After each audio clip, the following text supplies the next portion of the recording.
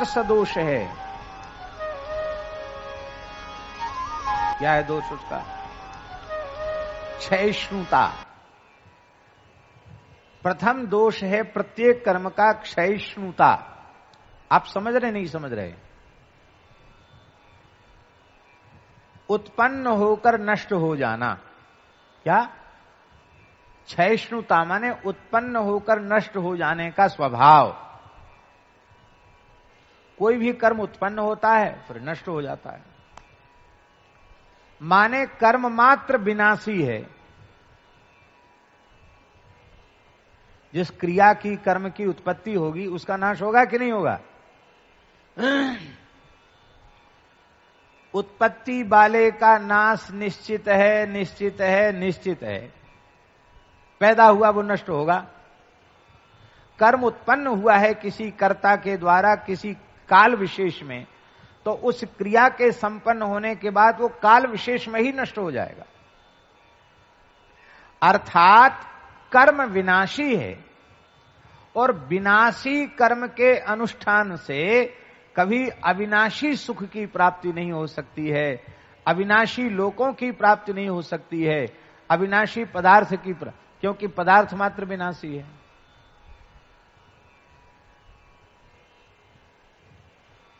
ध्यान में ही बात।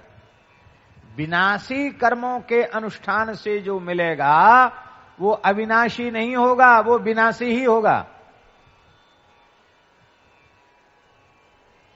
आप लोग कहेंगे बड़ी अच्छी बात आपने बता दी, अब आज से ही ना तो हम संध्या करेंगे, ना गायत्री जपेंगे, ना तर्पण करेंगे, ना होम करेंगे, ना वेदों का। क्यों? वे तो सब आपने कह दिया कथा में कि सब क्षयिष्णु हैं, उत्पन्न होकर नष्ट हो जाने वाले हैं, अब कुछ करेंगे नहीं।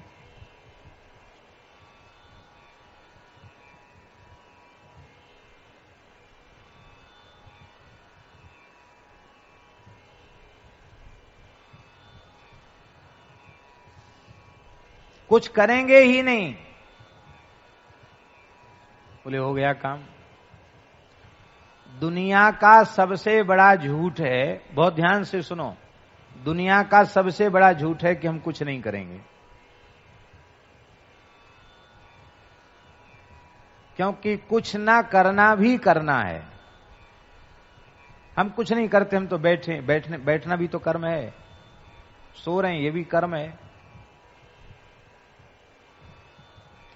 कर्म की परिभाषा है क्रियते यत्तत् कर्म, कर्ता के द्वारा जो क्रिया की जाती है उसको कर्म कहते हैं।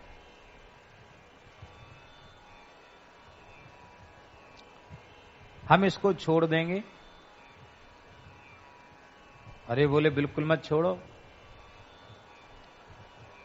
द्विजाति जो यज्ञोपवीतधारी है वो बिना किसी विशेष कारण के 3 दिन तक संध्योपासन का त्याग कर दे, नित्य नैमित्तिक कर्म का त्याग कर दे, तो जीवन्नेव भवेत शूद्रः मृतस्वाचाभिजायते। जीते जी वह अपने वर्ण से भ्रष्ट हो जाता है और मरने के बाद उसे कुत्ते की योनि प्राप्ति होती है और नरकों में असीपत्र वन नाम के नरक में उसको जाना पड़ता है। इसलिए भगवान वेद की आज्ञा है आहरह संध्याम उपासित, तो प्रतिदिन संध्या करो।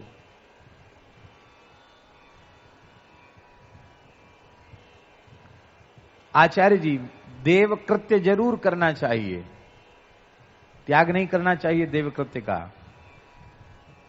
पर न करे तो उतना दोष नहीं है। पर पितृकृत्य वो तो अकरणे प्रत्यवाया, वो तो न करेगा तो दोष लगेगा उसको। पितृकर्म अत्यंत अनिवार्य है। यदि हम पितृकर्म नहीं करते हैं तो हम कृतघ्न हैं। मातृकुल पितृकुल की पवित्र परंपरा में हमारा जन्म हुआ है, हम उनका स्मरण भी नहीं करते। अरे क्या खर्च करना, नदी में खड़े होकर, जलाशय में खड़े होकर खाली तर्पयामी तो करना, इतना भी नहीं कर सकते। इतने कंजूस आदमी, दोष लगेगा। इसलिए एक तर्पण तो स्नानांग तर्पण, स्नान के बाद तुरंत तर्पण हो जाता है।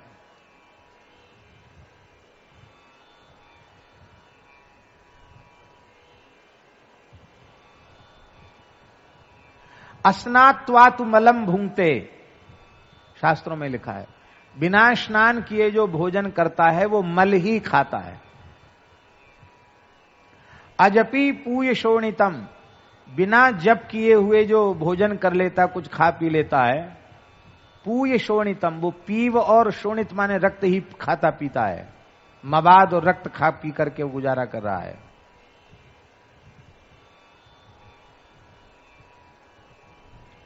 सब चीजें जरूरी है। आप लोग कहेंगे ले साहब आपने तो अच्छे हमको चक्कर में डाल दिया, ये भी करो वो भी करो, सब जय सिया राम भी।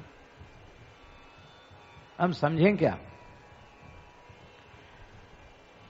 सब कुछ करो,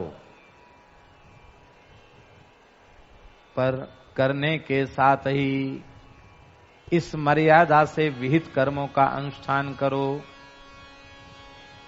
कायेन वाचा मन से इंद्रियैर्वा, कायेन वाचा मन से इंद्रियैर्वा, बुद्ध्यात्मना वानुसृत स्वभावात्, बुद्ध्यात्मना वानुसृत स्वभावात्, करोति यद्यत् सकलं परस्मै, करोति यद्यत् सकलं परस्मै, नारायणायेति समर्पयेत् तत्, नारायणायेति समर्पयेत्। अब इस श्लोक की व्याख्या हमको नहीं करनी है, क्योंकि फिर पद ही पूरा नहीं होगा। सब समझदार हैं, समझदार को इशारा काफी। इस श्लोक का तात्पर्य केवल इतना है, कर्तापने के अहंकार से शून्य होकर, क्योंकि अहंकार विमूढ़ात्मा कर्ताहमिति मन्यते, कर्तापने के अहंकार से रहित होकर कर्ता कारयिता भगवान ही हैं ऐसा भीतर से स्वीकार करते हुए भगवान की प्रसन्नता के लिए कर्म का अनुष्ठान करना, और करने के बाद कृष्णार्पणमस्तु, रामार्पणमस्तु, ब्रह्मार्पणमस्तु, ब्रह्मार्पणम है यत् करोषि यदस्नासि यज्जुहोषि ददासि यत् तपस्सि कौन्तेय तत्कुरुष्व मदर्पणम्। ब्रह्मार्पणम ब्रह्म हविर ब्रह्माग्नौ ब्रह्मणाहुतम ब्रह्मैवेतेन गंतव्यम ब्रह्म कर्म समाधिना।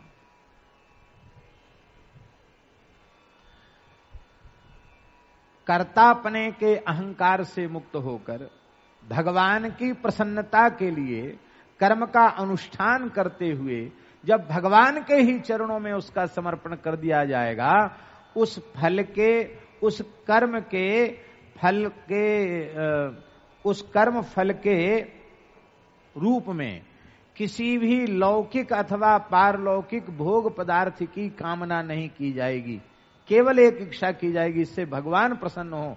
इसलिए हम लोग कहते हैं, लेकिन यहां से नहीं, आचार्य जी इसको यहां से कहना है, अनेन कर्मणा श्रीमन नारायण प्रियताम, अनेन कर्मणः सर्वेषां पितरूपी जनार्दन प्रियताम नमः, अनेन होमाख्य कर्मणा श्री सीताराम चंद्र प्रियताम नमः। छोटे से छोटा कर्म, अनेन कृतेन दीपदानाख्य कर्मणा श्री सीताराम सपरिकर श्री सीताराम चंद्र प्रियताम नमः, श्री सीताराम चंद्रार्पणमस्तु। सब कुछ भगवान को अर्पित कर। कर्म के बंधन से मुक्त होने का यही एकमात्र साधन है।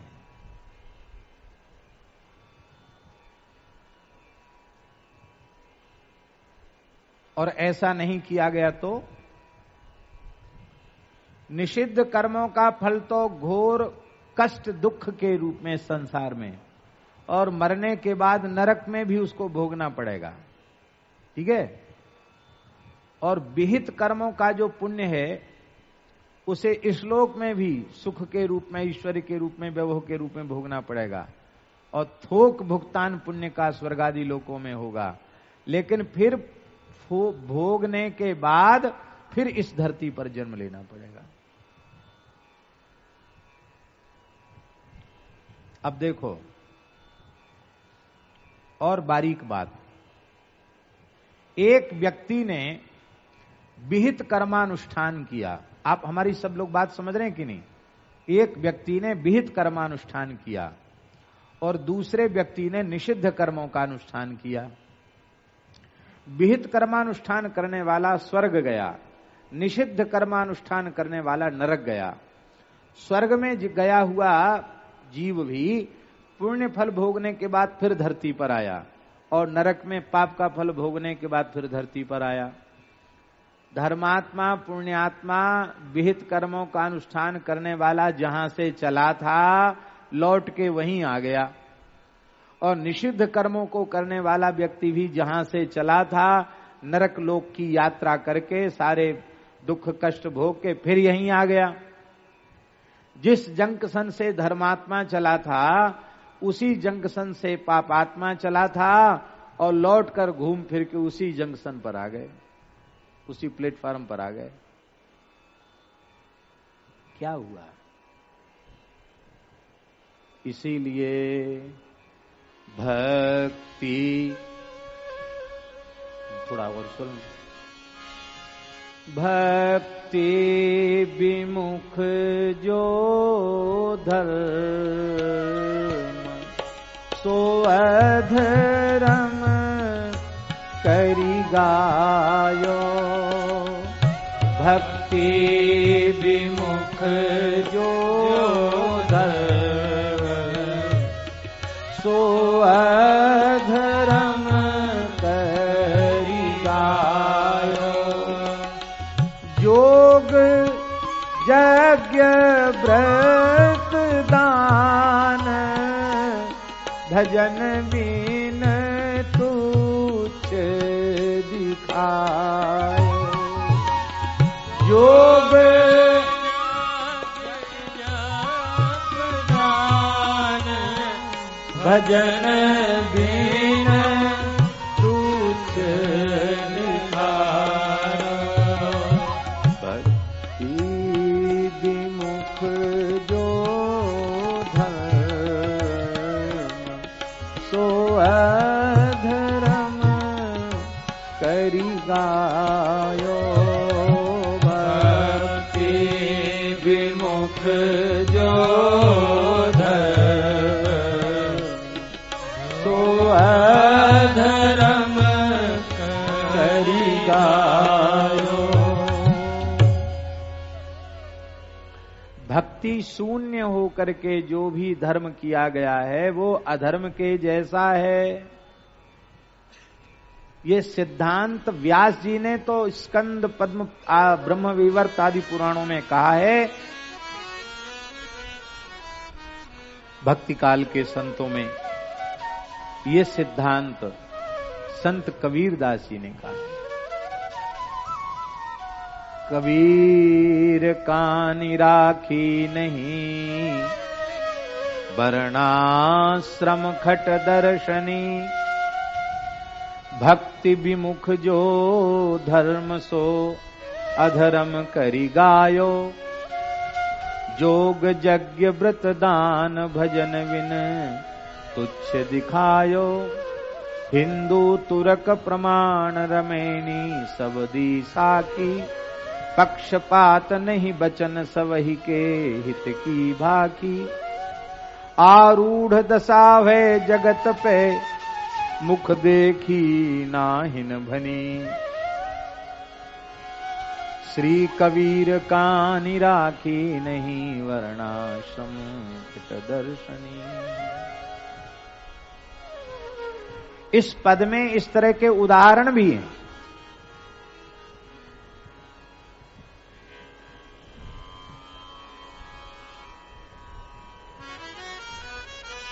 अब हम आपसे पूछते, अब सुकृत दुष्कृत की परिभाषा बताओ।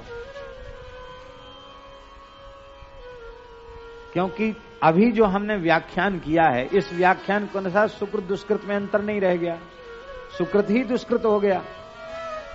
दुष्कृत करने वाला भी घूम फिर के यहीं आ गया, सुकृत करने वाला भी घूम फिर के यहीं आ गया। फल तो दोनों का एक जैसा हो गया कि नहीं हुआ? आप लोग कहेंगे नरक में यातना भोगी, स्वर्ग में सुख भोगा। अच्छा, किसी को याद है कि हम क्या यातना नरक में भोग के आए? अथवा किसी को याद है कि स्वर्ग में कौन सा सुख भोग के आए?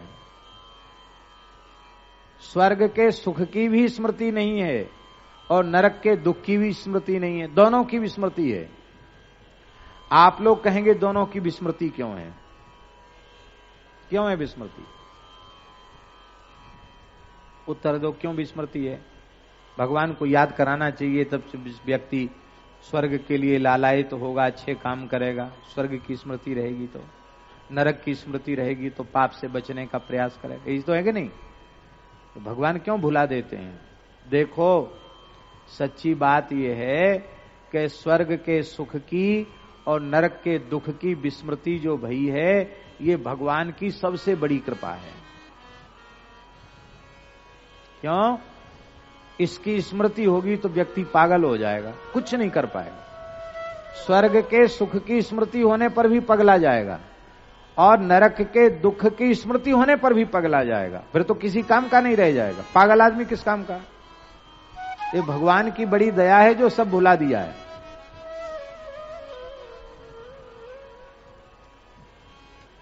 विक्षिप्त हो जाएगा। तब सुकृत दुष्कृत की परिभाषा क्या है? बोले सोई सुकृति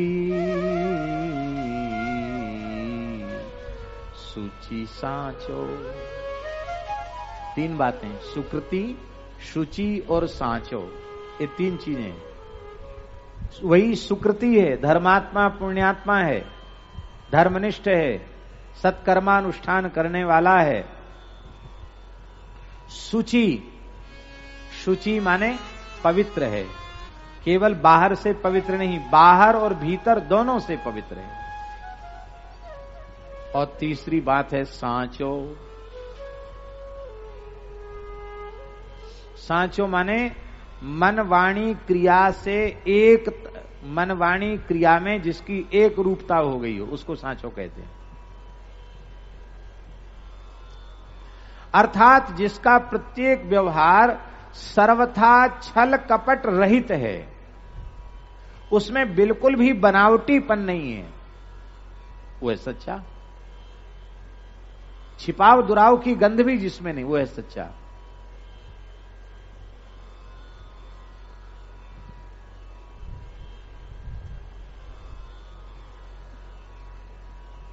सुकृति भी शुचि नहीं होते हैं। बहुत ध्यान दें, हम अच्छे कर्मों का अनुष्ठान करते हैं,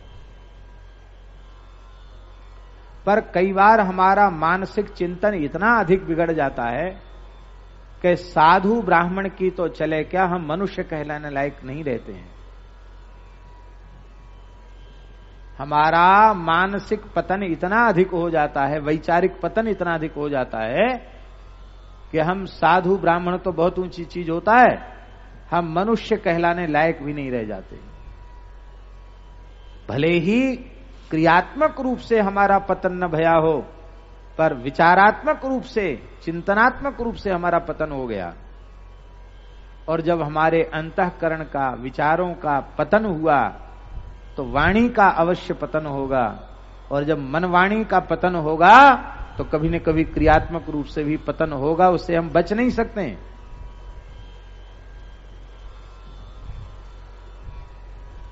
संध्या करने पर, गायत्री जपने पर, तर्पण करने पर, वेद पाठ करने पर, श्राद्ध करने पर, तपस्या करने पर, तीर्थाटन करने पर, बड़े बड़े कठोर व्रतों का अनुष्ठान करने पर, बड़े बड़े यज्ञ करने पर भी हमारा मन अशुद्ध रहता है।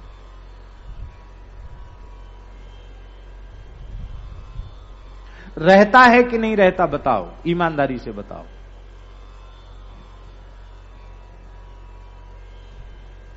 यदि न रहे तो पाप बने ही नहीं।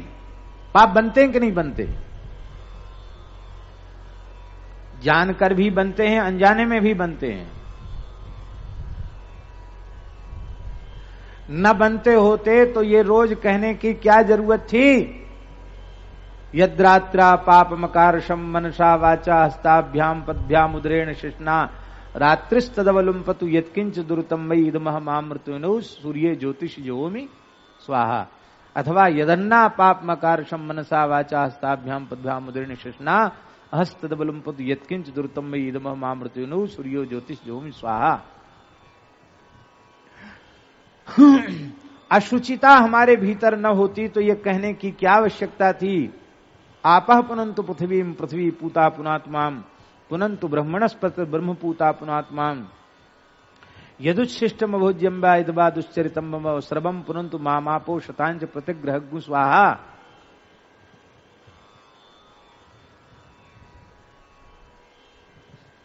अरे ये तो साधारण बात है।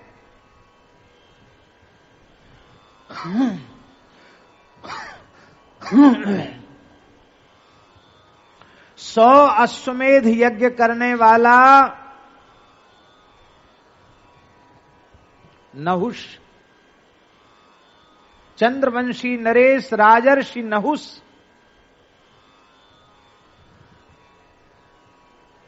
एक दो यज्ञ नहीं, अश्वमेध यज्ञ, जिसको आहिताग्नि व्यक्ति ही कर सकता है, चक्रवर्ती सम्राट ही कर सकता है। ऐसे एक अश्वमेध यज्ञ नहीं, 100 अश्वमेध यज्ञ उसने किए।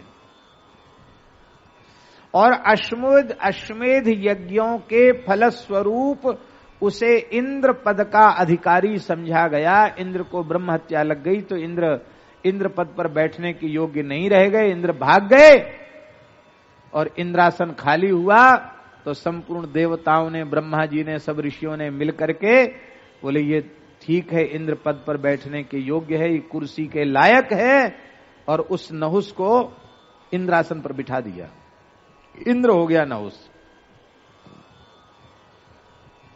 अब तो ऋषि सामगान करके इंद्रासन पर बैठे हुए इंद्र नहुस की स्तुति करने लगे। जय जयकार, लोकपाल दिक्पाल सब उसकी स्तुति कर रहे हैं, अप्सराएं नाच रही हैं। वो इंद्र हो गया, सबका पूज्य हो गया, प्रतिष्ठित हो गया। पर नारायण 100 अश्वमेध यज्ञ करने से भी चित्त शुद्ध नहीं हुआ।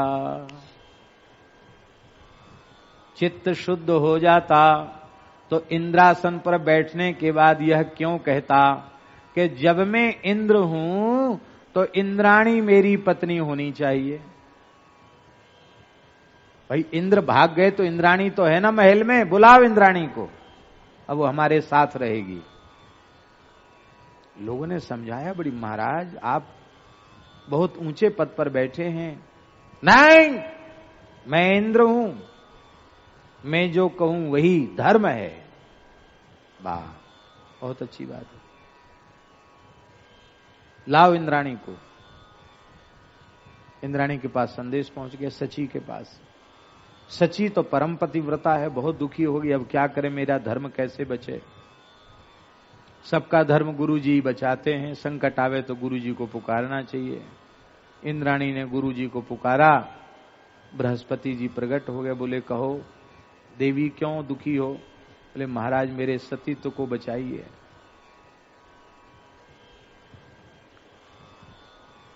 बृहस्पति जी ने ऐसी युक्ति बताई कि उससे बेचारा नहुस ही नष्ट हो गया। उन्होंने कहा कि तुम कह दो कि देखो अब तुम स्वयं ही महल में आ जाओ, हमको क्यों बुलाते हो। पर एक बात है, ऋषियों को पालकी में जोत करके उस पालकी में बैठ के आना जो ऋषि ढो रहे हो, उस पालकी में बैठ के आओ, मैं तुम्हें प्राप्त हो जाऊंगी। उसके चित्त में इतना भी विवेक नहीं रहा कि इन पूज्य ऋषियों को ब्रह्मा जी, शंकर जी, भगवान नारायण जिन ऋषियों का आदर करते हैं, उन ऋषियों को मैं पालकी में कैसे, ये विवेक नहीं रहा उसके। उसने ऋषियों से कहा, ए महात्मा उठो, पालकी उठाओ। उन्होंने कहा जो आज्ञा भगवान देवराज, जो आज्ञा, पालकी उठा ली। कौन कौन थे उसमें? अत्रि, गौतम, कश्यप, भृगु, अंगिरा, वशिष्ठ, ये सब ऋषि थे महाराज। उनमें महर्षि अगस्त्य भी थे। और ये बैठा था पालकी में, इसके ठीक आगे की तरफ सबसे पहले अगस्त्य जी, ऐसे 3-4 लगे थे क्रम से, यहां अगस्त्य जी थे। इसको बड़ी त्वरा हो रही थी, जल्दी महल में पहुंचे। तो इसने अगस्त्य जी के मस्तक पर पैर से ठोकर मारी, पालकी से पैर बाहर निकाला और अगस्त्य जी के मस्तक पर ठोकर लगाई। कहा सर्प सर्प, श्री गतौ है ना, सर्प सर्प माने जल्दी, शीघ्र चलो, जल्दी चलो, सर्प सर्प, चलो चलो चलो, शीघ्रम सर्प, चलो। जैसे सर्प सर्प कहा, अगस्त्य जी को क्रोध आया। ऋषि तो क्रोध तो थे ही उसकी दुष्टता पर। तुरंत पालकी को पटक दिया, बोले नीच, बार बार सर्प सर्प कहता, जा भयंकर सर्प की योनि में चला जा, अजगर की योनि में चला जा। कहां तो बेचारे 100 अश्वमेध यज्ञ करके इंद्रासन पर बैठे थे, अब नीचा सिर ऊपर पैर करके गिरने लगे। वहीं से गिरना शुरू, वहीं से पतन। बोले महाराज गलती हो गई, क्षमा करो। बोले तो वाणी निकल गई, अब तो वो बदलेगी है नहीं। महाराज मैं, मेरे ऊपर कृपा करो, मुझे प्रमाद हो गया, मेरे उद्धार का साधन बताओ। बोले तेरा पाप जब किसी महापुरुष से तेरा संवाद होगा तब नष्ट हो जाएगा। वो नहुष अजगर बना पड़ा था। पांडुनंदन भीमसेन को अजगर ने पकड़ लिया। महाबली भीमसेन भी 10,000 हाथियों का बल जिनमें था, वे निश्चेष्ट हो गए। भीमसेन लौट के नहीं आए तो धर्मराज युधिष्ठिर खोजने चले। उन्होंने देखा कि वे एक भयंकर अजगर के चंगुल में फंसे हुए हैं। रो रहे थे भीमसेन, कह रहे थे भैया अब हमारा आखिरी प्रणाम स्वीकार करो, मैं इससे मुक्त नहीं हो सकता, मेरा बल पता नहीं कहां चला गया, अथवा मुझ में जितना बल है उससे कई गुना अधिक बल इस अजगर में है, अभी तो मुझे खा ही जाएगा, पता नहीं इसने मुझे अब तक जीवित क्यों छोड़ा, निगला क्यों नहीं। युधिष्ठिर को भी दया आ गई। उन्होंने कहा भैया हम प्रयास करते हैं, निराश मत हो। अजगर से कहा भद्र छोड़ दो इसको। बोला इसको नहीं छोड़ेंगे, हम भूखे खाएंगे इसको, हमारे प्रश्नों का उत्तर दो तो हम छोड़ देंगे। फिर संवाद हुआ। संत से संवाद होने से पाप नष्ट हुआ। संत से संवाद ही सत्संग है। संत संवाद का ही नाम सत्संग है और विमुख संवाद का ही नाम कुसंग है। फिर वो मुक्त होकर के स्वर्ग गया। तो हम आपसे पूछते हैं कि यदि वह पवित्र हो गया होता, ध्यान में आई बात, यदि वह पवित्र हो गया होता कर्मानुष्ठान से ही, तो इतनी भारी अपवित्र भावना उसके मन में क्यों आती कि इंद्र की पत्नी इंद्राणी मेरी पत्नी होनी चाहिए।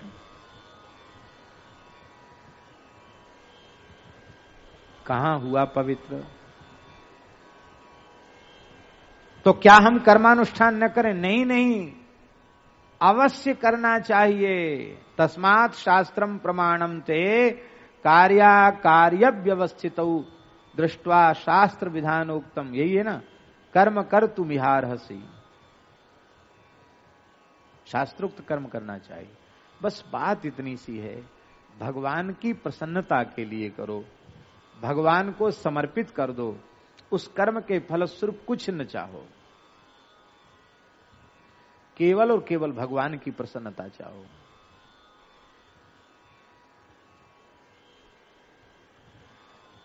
तो जो कर्म भगवत प्रीत्यर्थ किया गया है